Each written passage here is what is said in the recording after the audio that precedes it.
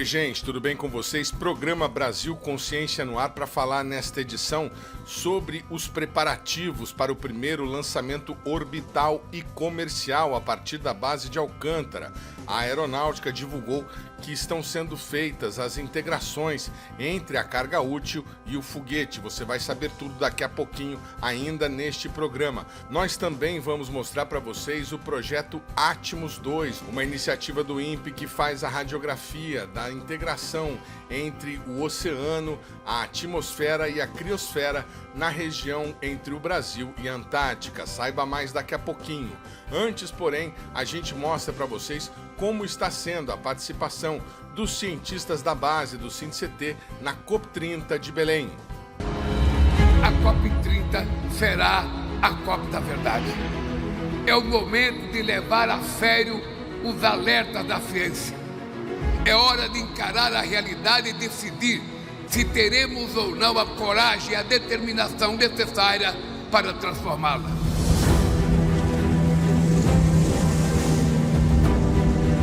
And now, the moment has arrived. Belém is ready. Brazil is ready. From Rio to Paris, we have laid the foundations of the climate regime. Now, 10 years have passed since the Paris Agreement. The world has made progress, but at the same time, the world has changed. Climate urgency requires that we exponentially accelerate climate action. It's time to unite science, solidarity, and cooperation. It's time to deliver. Multilateralism and international cooperation are our only path. Science is our compass. Upholding them is our common mission, a mission that begins and ends with people. In agency, resistance, and imagination, let them be at the center of COP30. In Belém, the Amazon will be the stage for our global mutirão.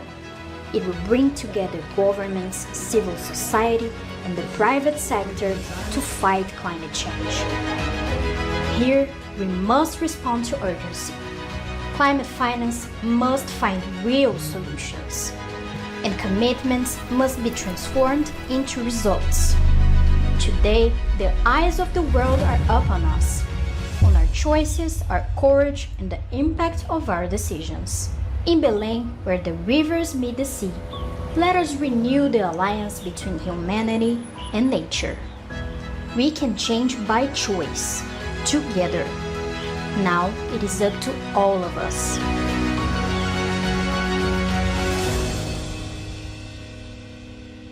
Muito bem, amigo do programa Brasil Consciência, nosso contato agora é com a capital das discussões sobre mudanças climáticas, Belém do Pará, onde está acontecendo a COP30 nesse momento. A gente conversa com o pesquisador do CEMADEM, José Maria Marengo, que é um dos representantes do Instituto que está participando ativamente do encontro. Obrigado, José Marengo, por você ter aceitado o nosso convite mais uma vez. E conta um pouco para a gente de como que está sendo essa agenda intensa. Vocês tiveram hoje pela manhã uma mesa redonda organizada no Museu Emílio Gueldi, uma palestra magna sobre desastres climáticos no Brasil e no mundo. E vocês ainda têm agenda cheia até o final do evento. Boa tarde. Boa tarde. Sim, o evento do Museu Gueldi de hoje faz parte da COP. Não só que ficou fora do Parque da Cidade, onde o evento está sendo realizado. Então, o que apresentamos hoje pelo Bloco da Manhã foi uma palestra magna do diretor regional das Nações Unidas, da Organização das Nações Unidas para Redução de Risco de Desastre, e depois viram duas mesas redondas, uma sobre ameaças múltiples, ou seja, alertas precoces para ameaças múltiples de desastres, e também sobre desertificação. E também estamos participando em vários outros eventos dentro da COP, da chamada Zona Azul, onde também se discuten temas de desastres, adaptação, resiliência e governança. Porque em muitos casos o que a gente vê aqui é mais ênfase e investimento no pós-desastre, na reconstrução. Na verdade, como quem disse, eu prefiro salvar o paciente que esperar que o paciente morra, fazer uma autópsia e saber por que morreu. Essa é mais ou menos uma comparação um pouco forénsica, ¿no? Mas nós tivemos el desastre de 23, de febrero de 2023 en San Sebastián con 63 pessoas, con récords de chuva, o maior recorde de chuva na região, 683 milímetros em 15 horas, ¿no? Que nesta figura mostra, por exemplo, os piores dias foram fevereiro 18 e 19, e aí vocês veem a variação diurna, diária da precipitação.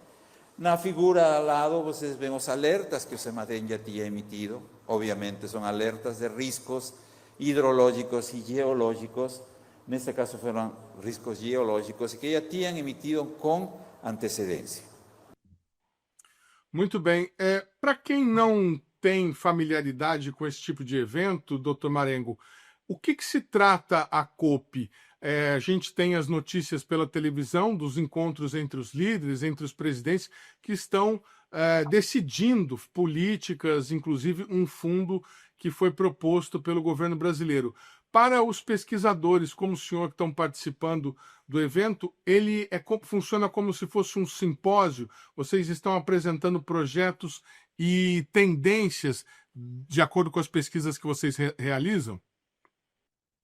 Bom, na verdade, a COP é a Conferência das Partes, a Conferência das Partes da Convenção Quadro das Nações Unidas para Mudanças Climáticas. Não é uma conferência climática, não? Então, nós temos o perfil de diferentes pessoas, os governos. Então, a ideia da COP é negociação climática, financiamento climático e agora os termos de adaptação. Então, e é claro que diferentes países têm seus pavilhões, não? O pavilhão do Brasil, por exemplo, o Reino Unido, e dentro dos pavilhões acontecem painéis, mesas redondas relevantes aos temas da COP. Não? Alguns estão financiamento, outros estão adaptação, outros estão desastres na Amazônia, desastres na África, por exemplo. Então, é uma mistura de ciência com política.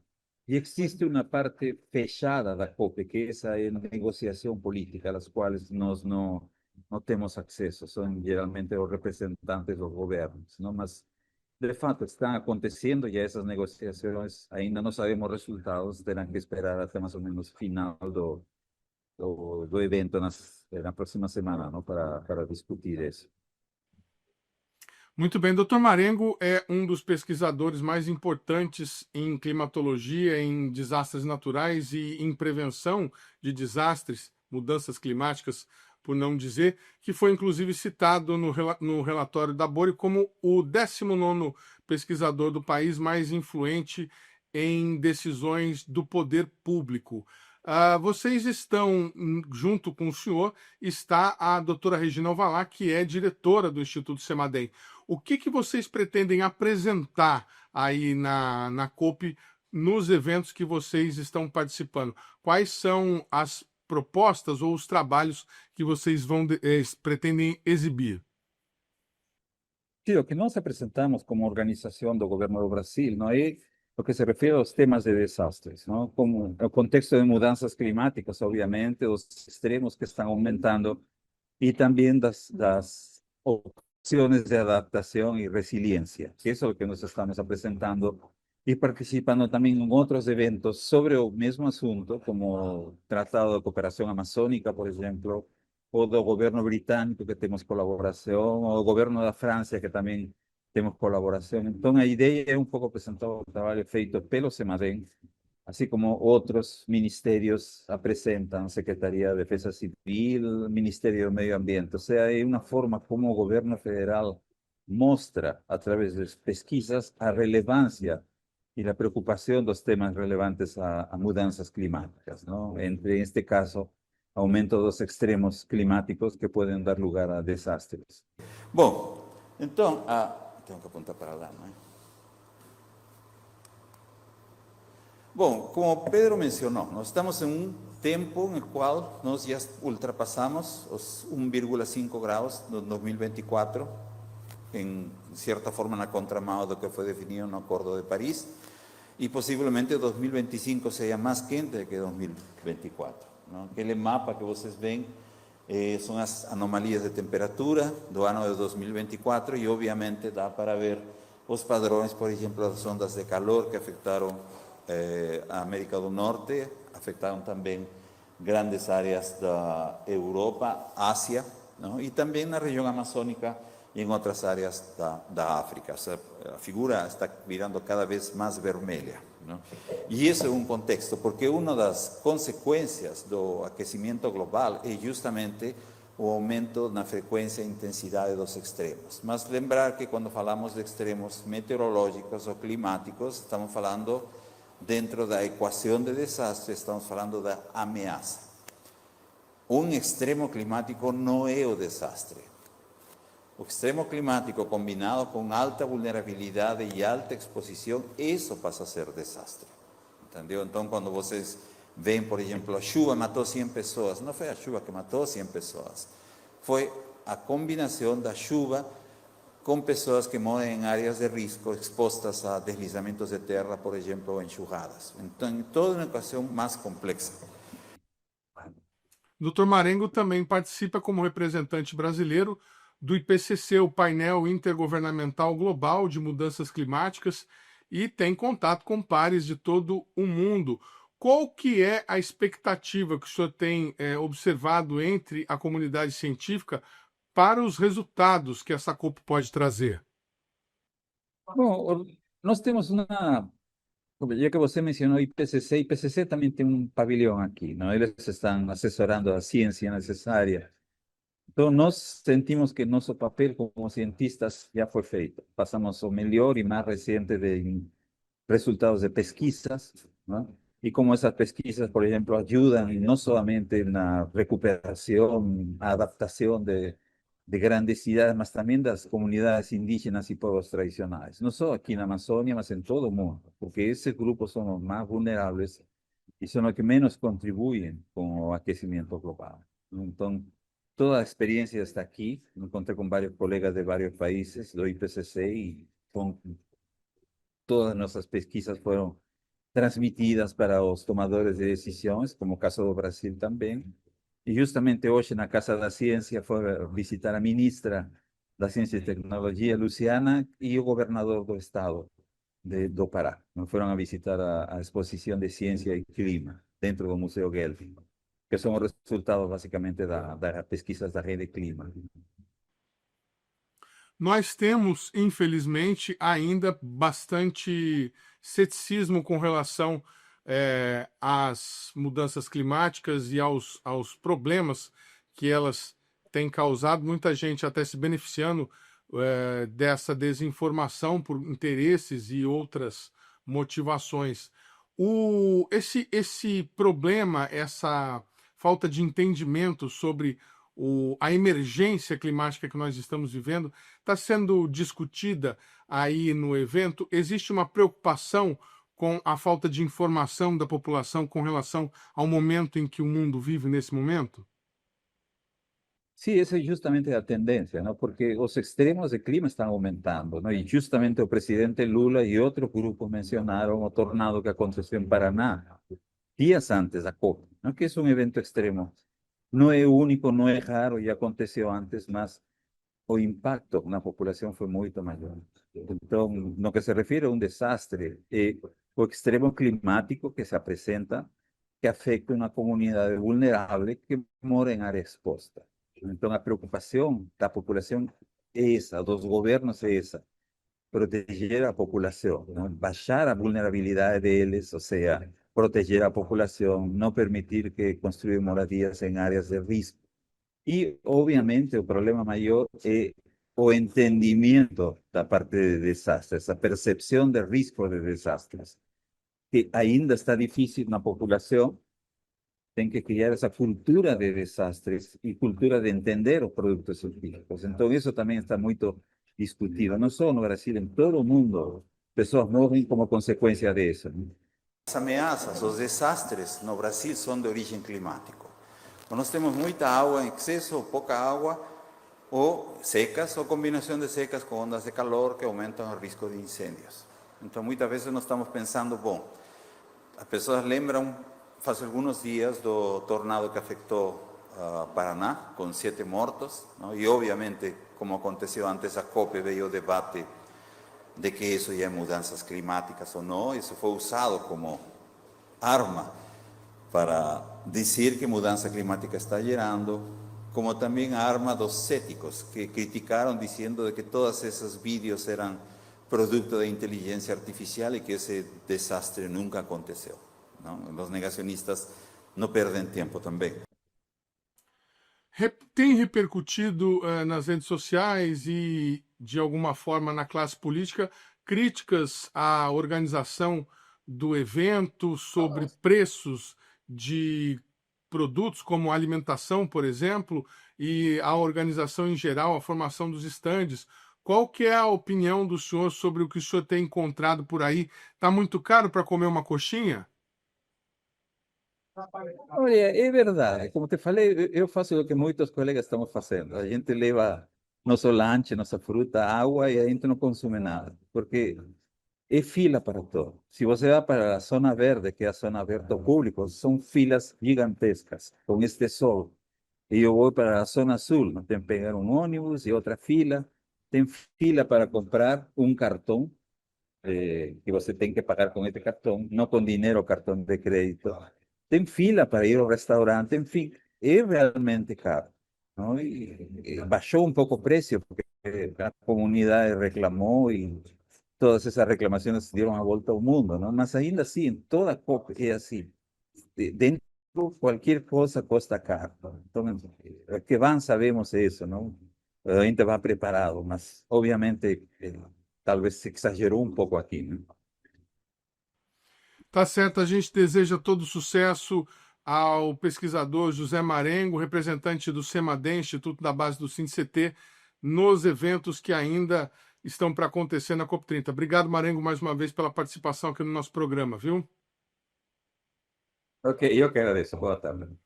Boa tarde, a gente segue falando de COP30. Em uma das mesas redondas, o coordenador do monitoramento dos biomas brasileiros, Cláudio Almeida, apresentou os dados sobre o cerrado e a importância da preservação do bioma no país. É o segundo maior bioma, não só do país, mas da América também, América do Sul.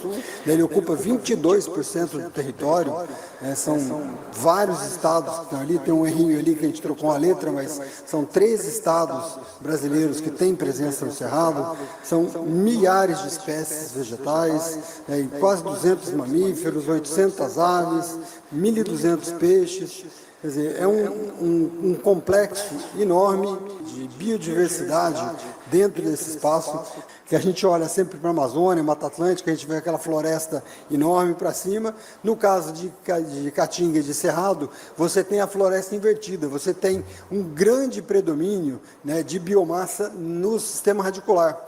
São sistemas radiculares extremamente profundos, adaptados a grandes períodos de seca, assim como a Caatinga, o Cerrado também apresenta um período maior de seca. Então, essa adaptação do Cerrado, né, que faz com que você desenvolva sistemas radiculares aí com mais de 15 metros de profundidade, né, ele é um sistema de mão dupla. Ele tanto vai permitir que a vegetação vá até o lençol freático lá embaixo, trazer aquela água que está lá na profundidade, trazer ela para a superfície, né? Como no período de chuva, ele vai permitir também que essa água da chuva se infiltre e vá alimentar os aquíferos, né? O Cerrado está sobre o maior aquífero da América, que é o aquífero Guarani, que tem uma capacidade imensa de estoque de água, né? E é ele que permite essa porosidade desse sistema radicular, que permite que esse aquífero esteja abastecido. Tá? E esse abastecimento que atende lá ao aquífero, mas também ele vai atender como o berço das principais nascentes do país, né? 8 das 12 principais bacias brasileiras têm as nascentes lá dentro do Cerrado, né? Isso mostra o tamanho da importância quando a gente começa, por exemplo, a olhar para a geração de energia. Vamos até, tudo bem, fala um monte aqui de biodiversidade, da importância gigantesca que isso tem, mas vamos olhar, por exemplo, para a geração de energia. 80% da energia brasileira é hidroelétrica. Então, quando você fala que que você tem 50% de Itaipu está vindo de dentro da água que nasce no Cerrado, que a gente fala que 100% da capacidade de Três Marias está vindo da água que vem do Cerrado, a gente imagina o tamanho que isso, a importância que isso tem para o desenvolvimento do país, para você garantir segurança energética no país. Quer dizer, é um bioma que tem uma importância que ultrapassa em longe essa questão da biodiversidade. Óbvio que ela é super importante, mas ela tem outras importâncias lá dentro. Né? Mas a gente começa a olhar e começa a entender o seguinte, que isso está mudando. Né? Nos últimos 37 anos, essa tese foi desenvolvida por um aluno da UNB, né, o Yuri Salmona, ele mostrou que 15% da vazão dos rios que estão saindo do Cerrado já diminuiu em 15%, perdão.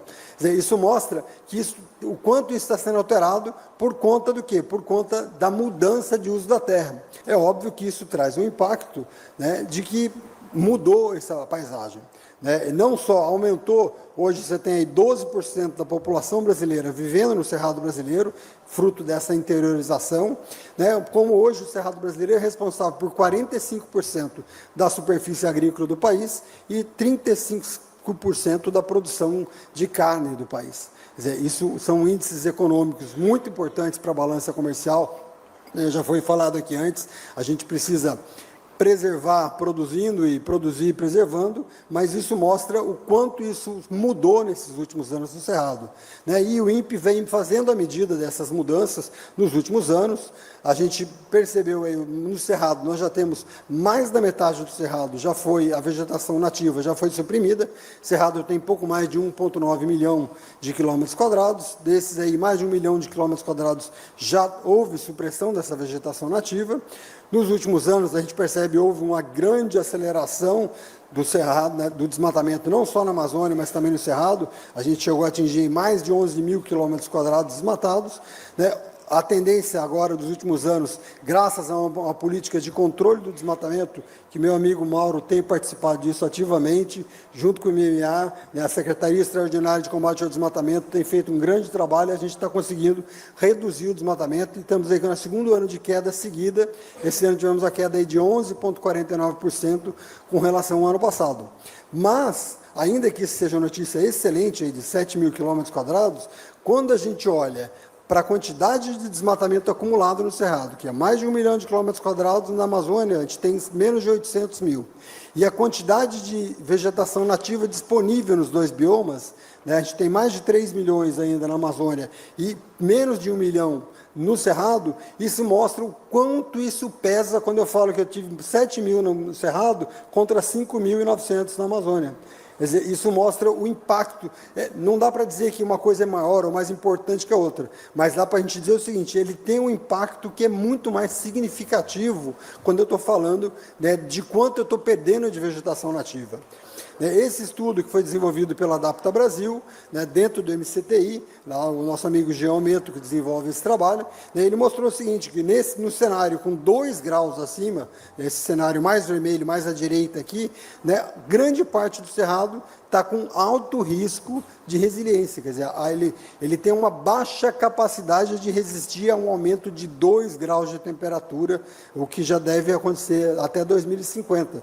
O programa Brasil Consciência vai para um rápido intervalo e na sequência a gente apresenta o projeto Atmos. É um instante só, não sai daí.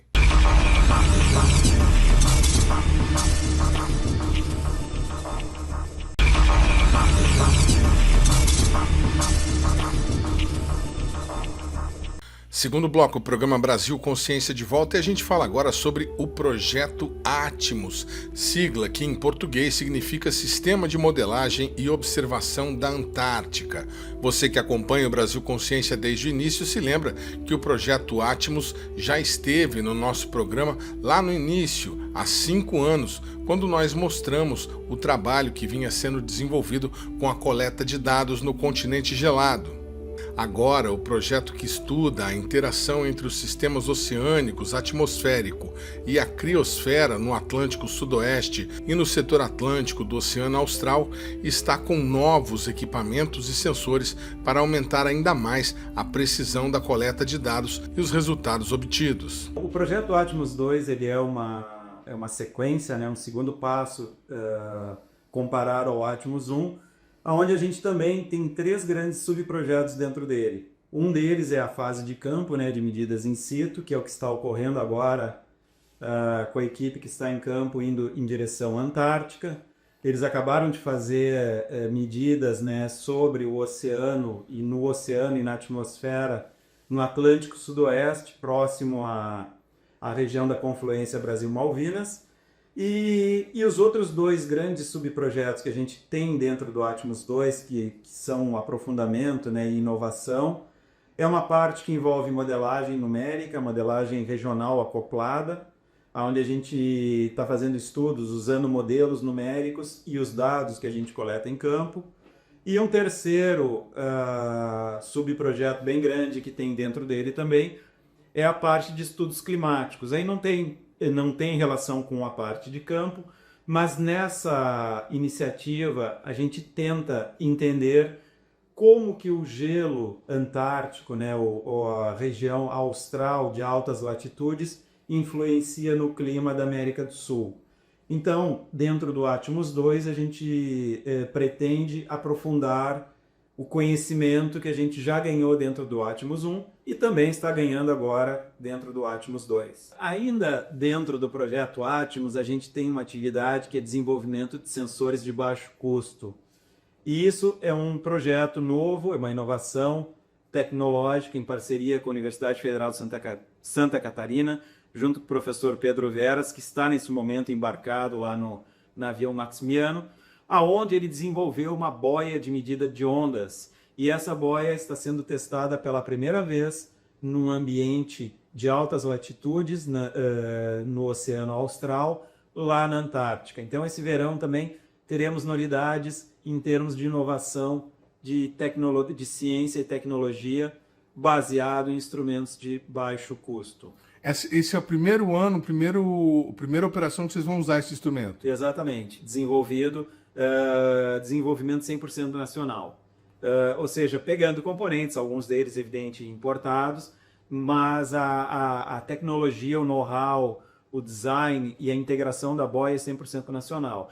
E a ideia é que seja um instrumento, no futuro, de fácil acesso e de baixo custo também.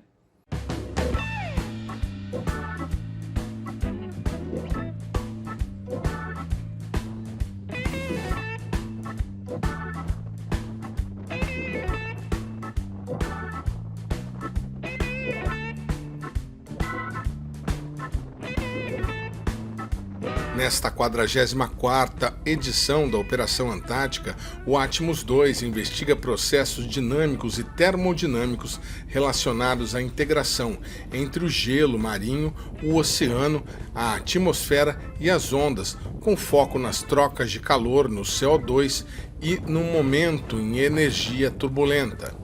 As pesquisas são realizadas em diferentes escalas, local, regional e global, e têm ênfase na região de conexão entre a Antártica e a América do Sul, conhecida como confluência entre Brasil e Malvinas. Isso que a gente faz nessa fase é mapear fenômenos que ocorrem no oceano, que a gente chama de vórtices ciclônicos, né, ou anticiclônicos, que são estruturas de mesoescala que transportam propriedades, por exemplo, tropicais para regiões extratropicais de latitudes médias. Ou seja, água quente, né, oriunda da corrente do Brasil, que são águas mais quentes e mais salinas, que trazem propriedades para essas regiões de águas mais frias, onde se encontra a corrente das Malvinas.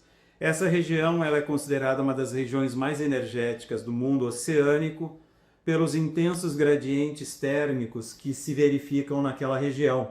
Por exemplo, deslocando-se mais ou menos 1 grau de latitude, você pode ter um degrau térmico de 10, 12 graus Celsius, ou seja, sair de 16 ou 18 graus Celsius e indo para águas de 6, 8 graus Celsius do lado da corrente das Malvinas. Então, essa região ela é muito interessante. Ela tem peculiaridades muito grandes e influência que ela causa na atmosfera. As águas quentes são fonte de energia para a atmosfera, fonte de turbulência, Se não houver uma influência muito grande de sistemas sinóticos, tipo frente fria, ciclones atmosféricos, é essa condição oceânica de águas mais quentes ou águas mais frias que vai modular a estabilidade da camada limite atmosférica, que são os primeiros metros acima do nível da superfície do mar. Por exemplo, indo de zero, né, da superfície até 800 metros de altura, 1.000 metros de altura, dependendo da condição. Outra questão muito importante dessa região é que, através dos nossos instrumentos, né, instalados no navio, na proa do navio, a gente tem sensores que fazem a medida in situ de fluxos de calor, né, ou seja, a gente consegue quantificar quanto calor está sendo transferido do oceano para a atmosfera e da atmosfera para o oceano. E também fluxos de dióxido de carbono, que é um dos grandes, né, vilões do nosso efeito estufa aí, antropogênico, né? Então, através dessas medidas, a gente consegue também entender qual região do oceano está sendo fonte ou sumidouro de CO2 para a atmosfera. Esses dados, esses fenômenos que vocês observam, já é possível dizer que tem alguma relação com as mudanças climáticas? Sim e não. Não pelo fato da gente não ter uma medida pontual de longo termo nessa região. Ou seja, a gente não tem uma boia fixa lá fazendo medidas ao longo dos anos. Ao contrário disso, a gente faz medidas de oportunidade. Quando o navio passa por essa região, eu costumo brincar e dizer que a gente literalmente pega uma carona neste navio que está indo para a Antártica e aí a gente tem condições de fazer medidas. Mas qual que é a grande sacada dessa campanha que a gente faz? É justamente ir a campo e entender como que esses processos ocorrem nessa região, como que essa troca de propriedades entre o oceano e a atmosfera vão ocorrer. Como eu estava falando em off aqui anteriormente, cada campanha é uma história diferente. A gente já mostra nessa região e nessa fase da Operantar, no caso Operantar 44, cada Operantar é uma situação dinâmica que a gente vai encontrar pela frente, ou seja, é uma configuração de vórtices, é uma configuração de frente oceânica, ou seja, se tivermos sorte a gente pode pegar mais de um vórtice quente, um vórtice frio, como está sendo o caso dessa campanha, ou como foi do ano passado, que a gente conseguiu simplesmente um vórtice quente.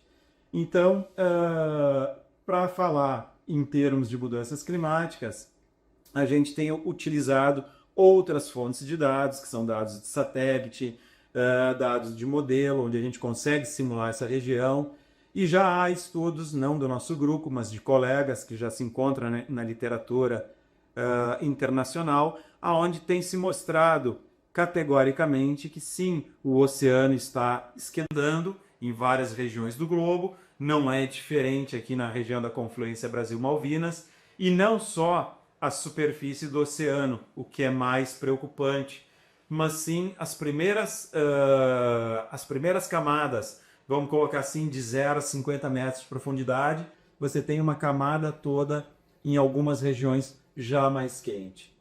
O que é muito interessante que você me mostrou é que essas regiões, a gente tem ali entre aproximadamente 12 graus, né, uma diferença muito grande de temperatura, como você falou, saindo de uma temperatura quente, mais próxima aqui à latitude brasileira, para áreas mais frias, mais próximas lá à Antártica. O que é essa, digamos, essa agitação, essa região energética, como vocês chamam, pode provocar? Você estava comentando, inclusive, a peculiaridade do furacão Melissa, né, que encontrou um desses vórtices que você mencionou, que tem água oceânica aquecida e que serve como um propulsor, digamos assim, para o furacão. Sim, muito bom ponto esse. A gente acabou de viver essa semana a questão do furacão Melissa, e uma das atribuições à grande intensidade está sendo um fenômeno extremamente intenso, anomalamente intenso, e uma das causas que se atribui, além da própria dinâmica da atmosfera, que é a força motriz, né, para a sobrevivência desse sistema, gênese e sobrevivência, a gente tem a questão do oceano aquecido. Esse tipo de fenômeno, quando eles ocorrem, eles causam uma ressurgência embaixo deles, ou seja, é o transporte vertical de águas mais profundas para a superfície do oceano, e isso normalmente tende a resfriar a superfície e automaticamente se transformar em um freio dinâmico ou termodinâmico desses sistemas. Mas o que se verificou com esse furacão Melissa é que isso não ocorreu.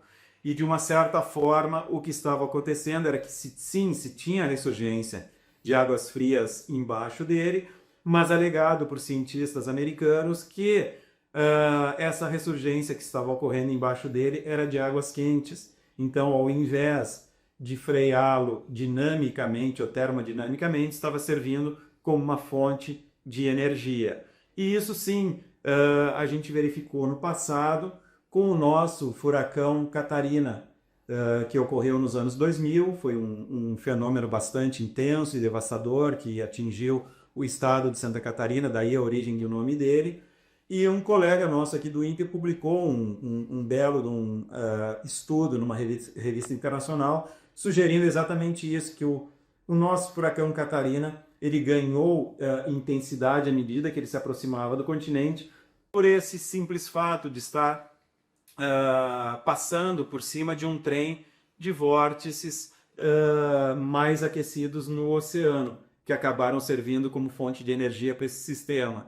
Então, entender os processos que ocorrem nessa região da confluência Brasil-Malvinas, como bem colocada pelo Edmond, que é uma das regiões mais energéticas do mundo oceânico, em termos dos contrastes térmicos, da dinâmica oceânica, é extremamente importante a gente amostrá-la, né? Ou seja, ir ao ponto, ir à região, fazer medida, justamente para entender melhor como que funciona essa conversa, né, animada, que eu sempre falo, que ocorre entre o oceano e a atmosfera. E que nós, pesquisadores, estamos sempre tentando entender como que esses dois grandes meios conversam. Durante a travessia ao continente antártico, a equipe multidisciplinar do projeto realiza a coleta de dados utilizando equipamentos como torres micrometeorológicas, balões atmosféricos e perfiladores oceânicos. Paralelamente, são utilizados modelos acoplados do sistema terrestre e dados de reanálises climáticas para investigar fenômenos de teleconexão climática, com impactos direto no clima do Brasil e da América do Sul. Sem dúvida. Essa é uma grande questão que a gente tem dentro do Atmos, que eu falei para vocês agora há pouco, que é a questão da modelagem numérica. Então, através da modelagem numérica regional acoplada, ou seja, simular o oceano, simular a atmosfera, com esses mesmos modelinhos que se faz previsão de tempo, é extremamente importante a gente se certificar que estes modelos estão representando esses fenômenos adequadamente. E uma forma da gente saber se eles estão representando adequadamente, primeiro, é indo a campo e medindo. Depois, tentar simular eles e ver o efeito deles, né, desses fenômenos amostrados no oceano. A gente já tem trabalhos desenvolvidos aqui no nosso grupo, dentro do LOA, né, do Laboratório de Estudos do Oceano e da Atmosfera, onde a gente mostra que a representação desse tipo de fenômeno de mesoscala oceânica, eles têm impacto, sim, na quantidade de precipitação que é simulada e impacta o nosso continente, ou seja, aqui o nosso país. Então, se a gente não conseguir simular as coisas ou representar os fenômenos de forma adequada no oceano, a gente tem grandes chances de cometer erros em simulações sobre o continente do tempo e numa escala maior de tempo em fenômenos climáticos também.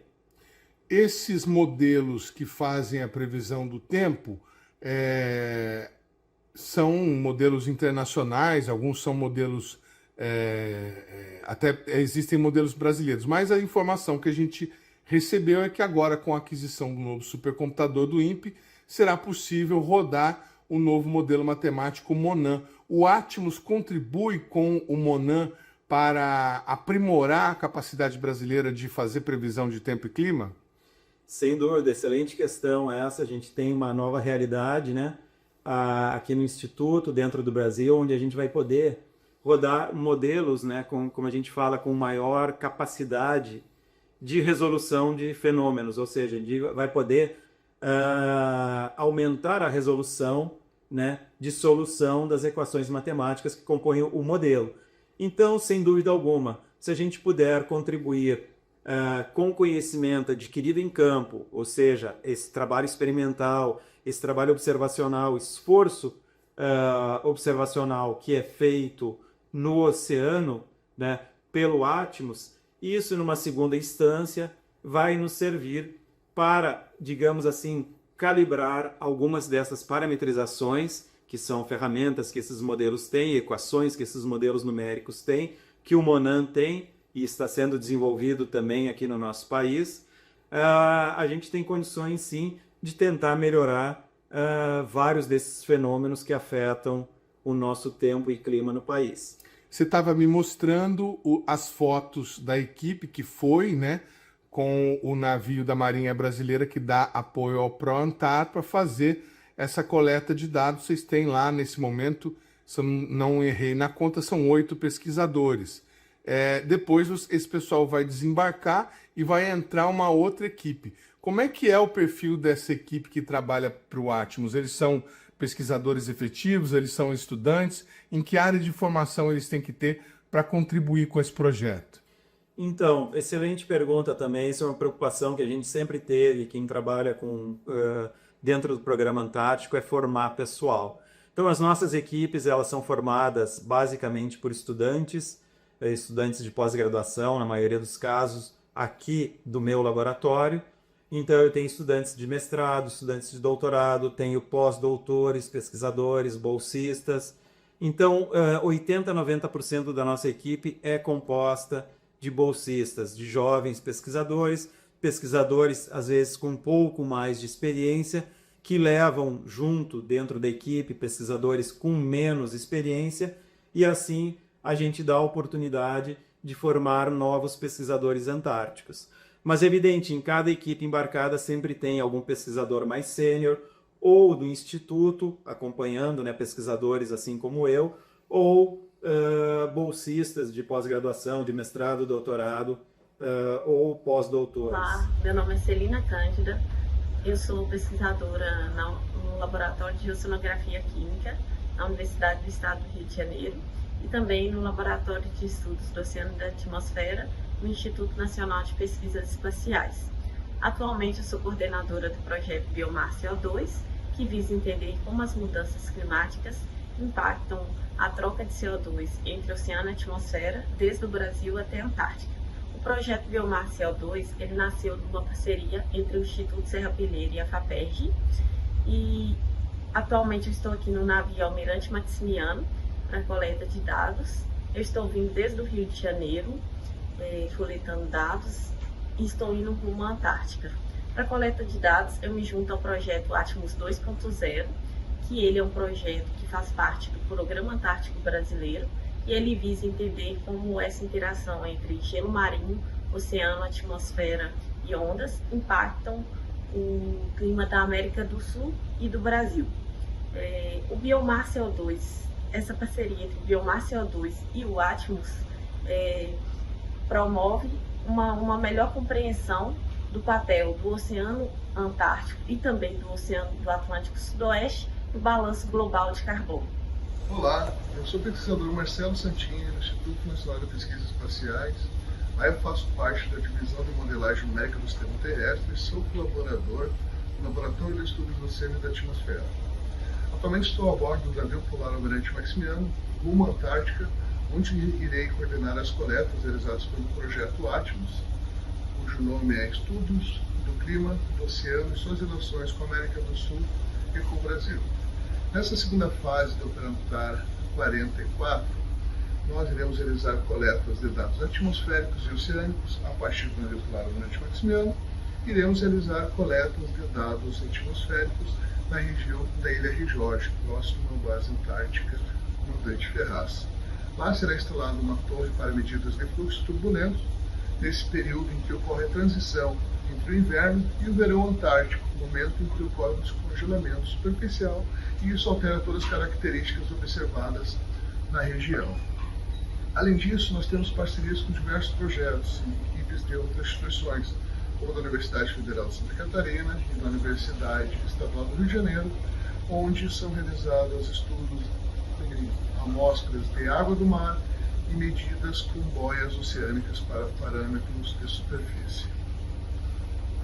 Agora, nesse momento, vocês estão terminando a fase 1. O que vai acontecer na fase 2? Então, a fase 1 acabou de terminar, o pessoal está no porto, lá na cidade de Punta Arenas, no Chile. As equipes são trocadas, né, por uma questão de dar oportunidade a outros pesquisadores de poderem embarcar. Nas próximas horas ou no próximo dia, o navio já começa a navegação pelos canais chilenos, navega por 1 a 2 dias dentro desses canais, espera uma janela de tempo favorável. Tempo, quando eu falo, é condição meteorológica e também oceanográfica, né, onde as ondas do Estreito de Drake não estejam muito altas, né, que o mar esteja mais calmo, para o navio fazer essa navegação de 1 dia e meio, 2, até a Antártica. Chegando na Antártica, a nossa equipe embarcada segue fazendo medidas, né, na travessia do Drake, com a torre instalada na proa do navio, coletas de água onde possível, coletas de água ao longo da trajetória do navio também, que é feita de forma automática, temperatura da água. Então isso são atividades que ocorrem continuamente, sempre que o navio estiver navegando. Uma vez chegado lá, a nossa equipe desembarca. Esse ano nós vamos desembarcar na estação Antártica Comandante Ferraz. Nossa parte da equipe ficará instalada lá e nós vamos instalar alguns instrumentos meteorológicos lá na Ilha do Rei Jorge. Qual é a nossa ideia? É exatamente fazer medidas de fluxos de calor, de CO2, dessa vez sobre a ilha, né? Vamos chamar assim continente, né? Mas não é continente, é uma ilha, justamente para ver qual é a influência, por exemplo, da cobertura do solo em todos esses parâmetros. Porque esse ano o desafio vai ser montar a estação em uma região com gelo, com neve, que vai derreter ao longo do verão. Então nós vamos ver como que essas variáveis se comportam numa situação onde a gente tem o solo coberto por neve e gelo e numa situação já de derretimento ou de solo exposto mais para o final do verão. Paralelo a isso, a gente vai instalar uma boia de ondas oceânicas também, em uma região próximo à estação, justamente para também entender parâmetros atmosféricos em função da agitação marítima.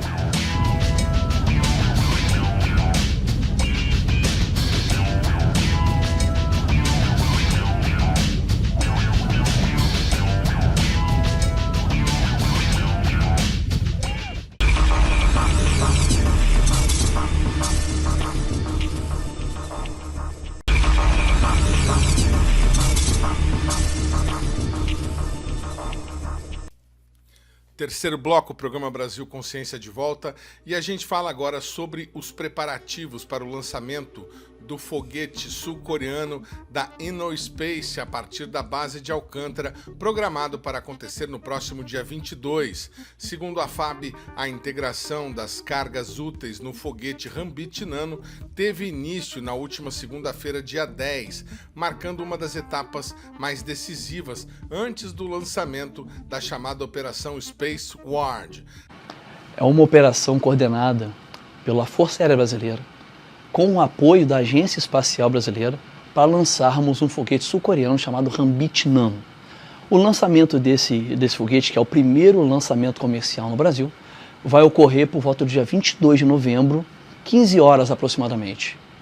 Nessa fase são realizados testes e verificações que asseguram uma conexão correta entre a carga útil, satélites e experimentos e o veículo lançador, confirmando que cada equipamento está estabilizado e funcional para o movimento de voo.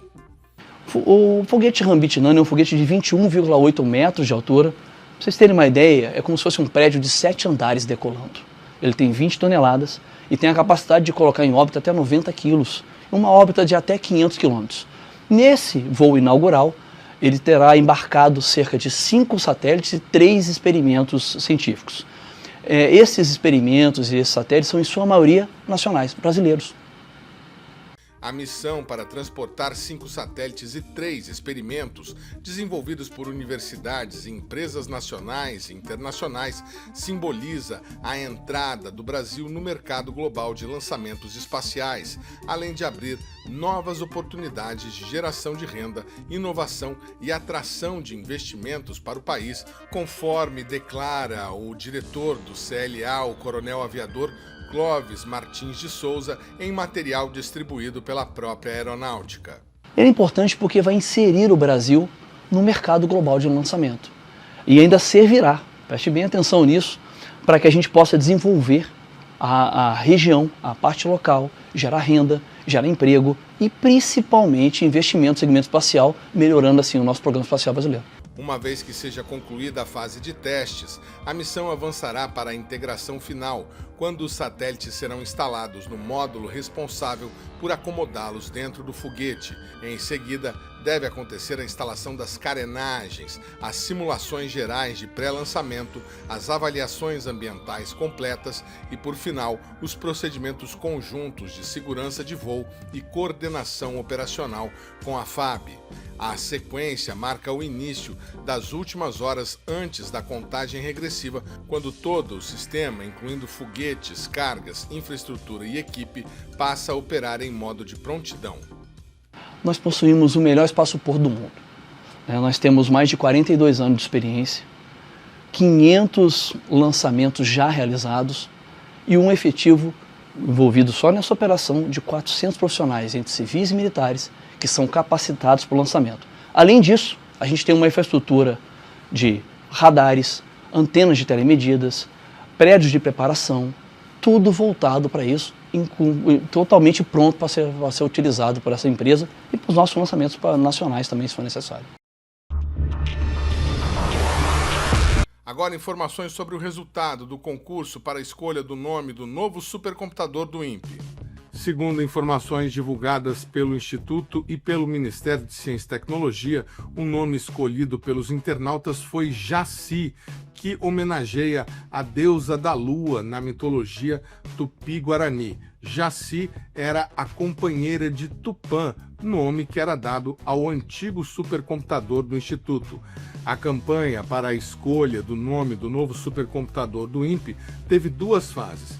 Primeiro, foram definidos 4 nomes com base nas sugestões da própria comunidade impiana.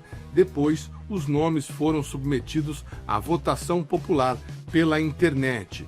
De acordo com as informações divulgadas pelo MCTI e pelo INPE, foram mais de 2.000 votos colhidos entre os dias 16 e 26 de outubro para as opções Jaci, Arani, Araci e Arandu, todos inspirados em línguas e mitologias de povos originários brasileiros. A opção pelo nome Jaci acumulou cerca de 38% dos votantes, segundo a divulgação oficial. Jaci, na mitologia tupi-guarani, representa sabedoria, renovação e a força da natureza. O mito apresenta Jaci e Tupã como forças complementares, cuja união reflete o equilíbrio e a harmonia necessários para a existência, assim como Tupã, que simboliza o trovão e o poder dos céus, Jaci representa o brilho da lua e o ciclo da noite, refletindo de forma simbólica a missão científica do INPE. Conforme nós divulgamos aqui no nosso programa, o INPE está trabalhando na transferência dos dados para iniciar a operação do novo conjunto de equipamentos. A máquina, o novo sistema de suplementação já está operacional. Então nós estamos na fase da migração dos modelos, tá? São diferentes tipos de modelos, cada um com a sua característica. Então nós elegemos, por exemplo, o Monan, estamos levando para lá. A partir do momento que nós tivermos certeza que está tudo certo, a gente vai pegar um outro modelo e vamos migrando. Toda essa parte de migração, modelo com modelo, vai chegar um momento que todo esse trabalho será concluído. E aí sim a gente pode desligar o XT50. De acordo com as informações que nós apuramos, o INPE deverá realizar em dezembro uma cerimônia para batizar oficialmente o novo computador, com a possível presença da ministra Luciana Santos. 5 pesquisadores de institutos da base do SINCT foram citados na relação de 107 cientistas brasileiros que mais influenciam em decisões públicas no mundo. A relação foi divulgada pela agência Bori na última semana, com base nos dados da plataforma internacional Overton. O Brasil está entre os 15 países que mais produzem ciência no mundo. Os cientistas brasileiros publicam uma média de 10 estudos científicos por hora. Os pesquisadores brasileiros trabalham com temas específicos de interesse nacional. É o caso de doenças negligenciadas como a malária ou o impacto do aquecimento global nos corais brasileiros. Só que a população brasileira não sabe disso. 9 em cada 10 brasileiros não sabem dizer o nome de uma instituição que faz pesquisa, tipo a Fiocruz ou a USP, e nem o nome de um cientista brasileiro. Qual a consequência disso? Corremos o risco de tomar decisões individuais e coletivas equivocadas, sem base no conhecimento mais avançado que se tem, aquele produzido pela ciência. Segundo o levantamento, os estudos desses pesquisadores embasaram mais de 33,5 mil documentos de políticas públicas publicados desde 2009, incluindo relatórios técnicos, pareceres e diretrizes de gestão em diversos setores. Do INPE foram citados os pesquisadores Luiz Eduardo Oliveira e Cruz de Aragão, Lincoln Muniz Alves, Celso von Randon e Gilvan Sampaio de Oliveira, que possuem sólidos trabalhos em temas como desmatamento, conservação, restauração florestal e o papel dos ecossistemas na regulação climática. Outros 2 são do CEMADEM, são eles os pesquisadores José Maria Marengo, que é coordenador geral de pesquisa e desenvolvimento, e a pesquisadora Liana Anderson, da área de gestão de risco e de impactos associados a incêndios florestais e impactos de extremos climáticos. A pesquisadora Liana Anderson recentemente transferiu-se para o INPE e nós entrevistamos ela no nosso programa há 2 semanas sobre o levantamento Fogo em Foco. Esse relatório mundial, ele é uma iniciativa que eu já estou envolvida há alguns anos e a gente vem desenvolvendo essa atividade no sentido de tentar gerar dados que possam subsidiar a tomada de decisão de uma forma mais rápida pelos diferentes países. Mas na elaboração desse relatório mundial, pelas próprias características do relatório, a gente não tem a possibilidade de trazer um detalhamento com a especificidade que eu entendo que é importante para auxiliar as questões de políticas públicas e ações aqui dentro do território nacional. Então, em colaboração com os colegas da Inglaterra e com o apoio aqui do INPE, nós decidimos fazer uma versão também que seja em português, o relatório internacional em inglês, e com essa escala que faz sentido para a tomada de decisão. A escala municipal, das áreas protegidas, dos territórios indígenas, das unidades de conservação. O relatório também apontou que há baixa presença de mulheres entre os pesquisadores do Brasil que mais influenciam em políticas públicas.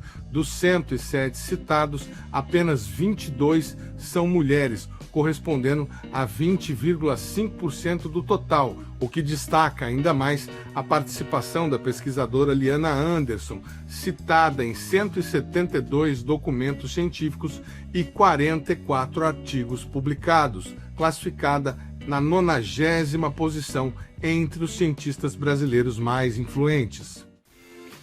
O pesquisador José Marengo, conforme o relatório da Bori e Everton, aparece com o registro de 426 documentos científicos e 24 artigos publicados no período, sendo classificado em 18º na lista dos 107 brasileiros mais influentes. Por ocasião da COP30, o levantamento também incluiu uma análise específica sobre o Objetivo de Desenvolvimento Sustentável, ação contra a mudança global do clima, na qual o INPE aparece com 15 pesquisadores entre os 50 mais citados no tema. Além dos nomes já mencionados, figuram nessa lista apartada a pesquisadora Luciana Gatti, Egídio Arai, Jean-Pierre Ometo, Ana Paula Dutra de Aguiar, Xin-Chan Shou e Rayane Aparecida Lopes Neves. O programa Brasil Consciência de hoje vai ficando por aqui. Você que quiser conferir os demais conteúdos produzidos pelo SINDCT, nossas redes sociais estão na tela nesse momento. Dúvidas, críticas, sugestões, nosso e-mail é sempre o caminho para o contato com o nosso programa. A gente volta na semana que vem com mais uma atração inédita para vocês.